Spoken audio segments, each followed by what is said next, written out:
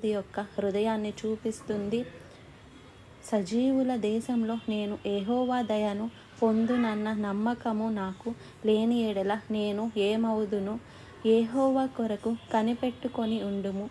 ధైర్యము తెచ్చుకొని నీ హృదయమును నిర్భరము ఉంచుకొనుము. యెహోవా కొరకు కనిపెట్టుకొని ఉండుము. ధైర్యము కలిగి, నిర్భరము అంటే నో సెకండ్ థాట్ అన్నమాట. No second choice.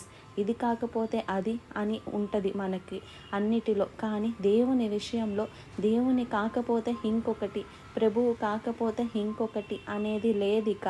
ప్రభువే సమస్తం. నిబ్బరం కలిగి కనిపెట్టుకో. మనందరం కనిపెట్టాలండి. దేనికోసం కనిపెట్టాలి?